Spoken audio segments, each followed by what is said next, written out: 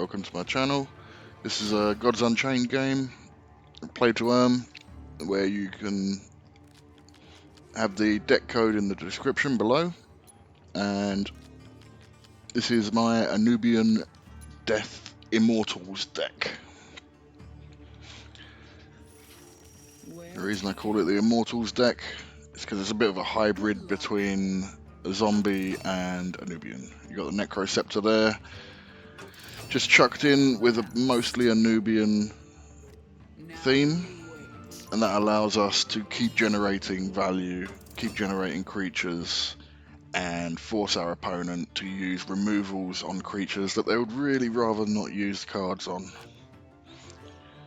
The advantage of that is obviously we've only used one card in the Necroceptor, and if they don't have a relic removal, then they're going to have a problem in getting rid of all these little 1/1s and 2/2 zombies that keep me topped up on health, and also distract from things like the Raving Necromancer there.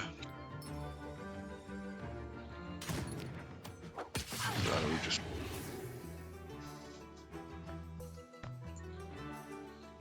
make him use up his relic removals. And hopefully we also have a Skull Scepter in the deck, so hopefully we can pull that at some point if they do manage to remove the Necroceptor. The hour is mine. So I'm thinking about playing this Asenath, Hand of the Pharaohs, because he summons any 1-mana creature from the void. But the trouble is, if I were to put that down, he would then be able to use his god power to remove the 1/1, my 1/1 zombie, use the 3/3 he's got to remove the 2/2, and then his relic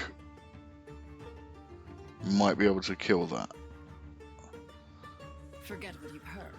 You can't sleep when you're dead. So I decided to go with the Blight Bomb and just go face with some damage and summon an extra zombie just to make sure that he uses up that last charge he's got on his Dreaming Scepter. To those who oppose me in life. I mean, I've got a Deathwatch Curate down there in my hand. I could also pull out. That'll give him something to think about and something to chew on, a big creature, big body to chew on, while I'm getting Asenath out. Because Asenath is one of those cards that is like a must kill for opponents. So generally, as soon as you play it, if they have a removal, they will use it to remove that. Because exactly this, if you've got a Vile Reaver in your void, you can infinitely summon that Vile Reaver with Deadly. If you have Asenath on the board, you can do that every turn. So every turn you can have a 2/2 with Blitz and Deadly. It's a nasty combo. Truly horrible, horrible combo. I've had it used on me, and that's where I learned to do it.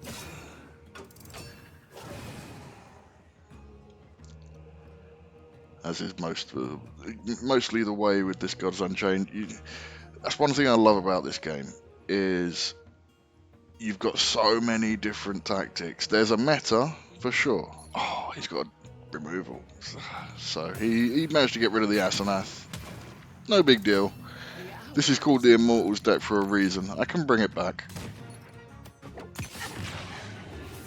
I'll go with just getting a 3/3 from the Sanctum here, because I have no creatures in hand. This deck is very spells heavy, and the creatures I do have a tendency to synergize with bringing other creatures back. Oh, that's pulled out his second Disintegration Ray. So he has no more of them left. I know that any other big creatures I play, he's going to have to play something else to remove them. At last. So let's get that out. And just go face. No need to rush in with this deck. It's got endurance. You'll see why. could play that Melissan, but I'm just holding on to it because I think I can. What the Melissan does is it gives a creature, when this creature dies, resummon it. So I want that to be on a good, powerful creature. But you got to make a good, powerful creature stick first. That's the issue with that card.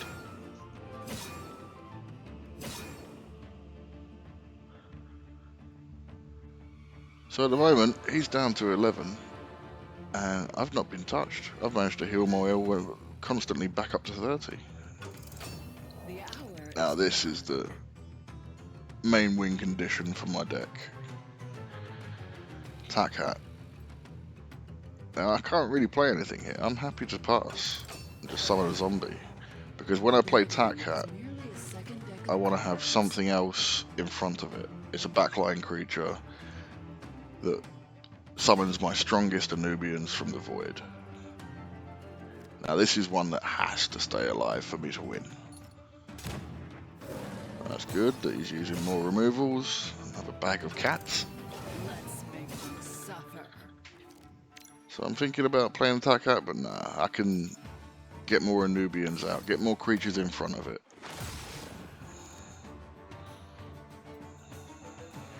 And get myself a bit more favour. Patience. Get myself more Anubians in the void.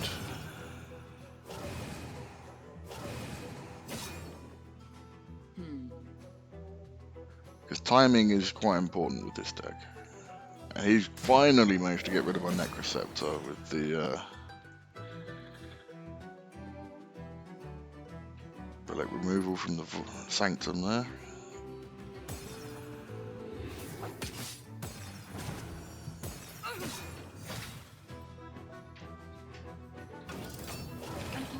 Okay. So how many Anubians do we actually have in the void? 4. Not really enough to justify Land of the Dead.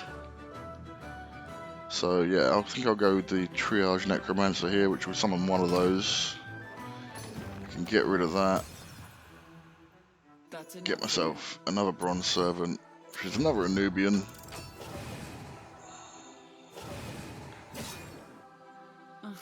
Decent.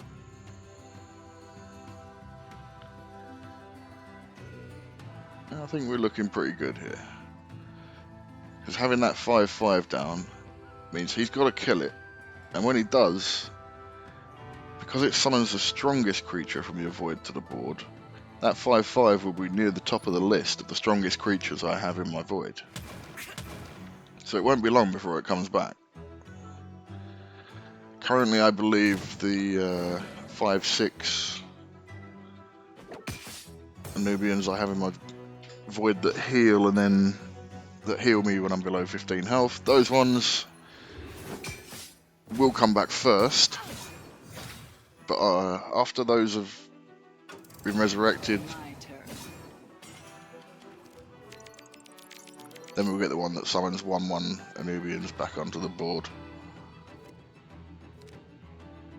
I think it's time.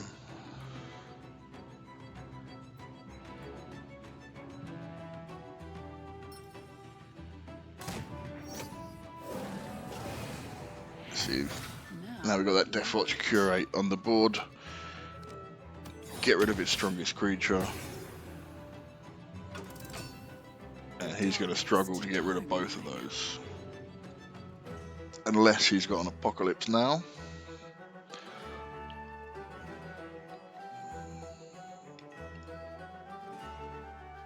Which at my rank is unlikely.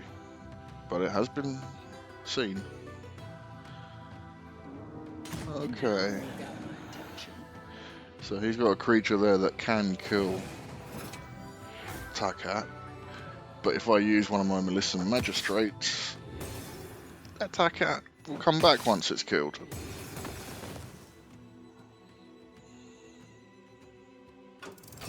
The hour is mine. So there we go.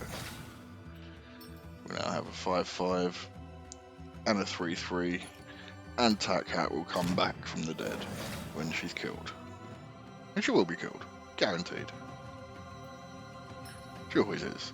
I was thinking about bringing back the 5-5, but I thought, no, I'll hang on to that just in case he does kill Takat. That way I can still bring her back a second time.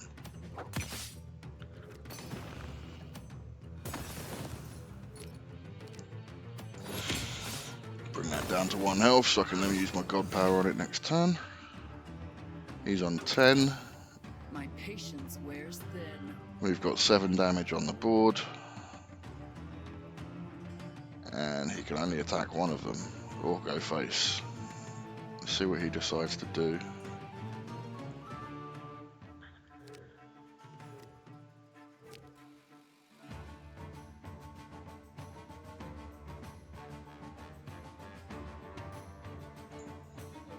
And he goes face.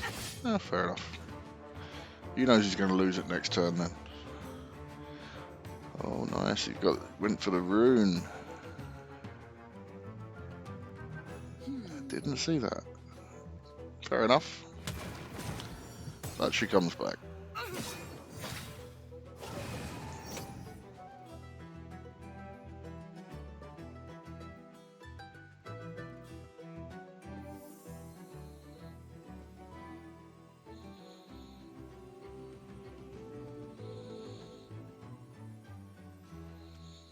He's having a long, hard think on this one.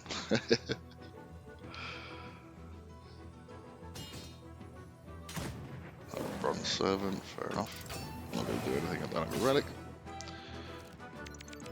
Oh, this is pretty easy. Just God Power the 6-1. Give that Takat another second chance at life. Blind Bomb the 3-3. That also gives him an extra 1 damage because I've got the Raving Necromancer out. And that leaves him on 1 health.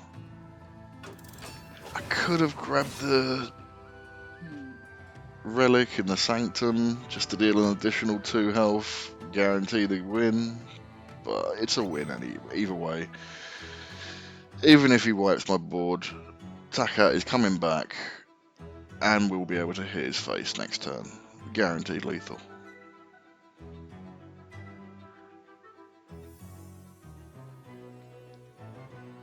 I've still got Land of the Dead as well, which can be used to summon all my Anubians, and they can burst damage at easily 5-6 damage in a turn.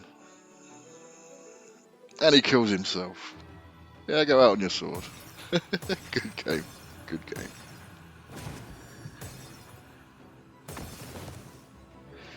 At least he killed everything. He gets the pleasure of killing everything on his way out. Thank you very much. Like and subscribe for more content.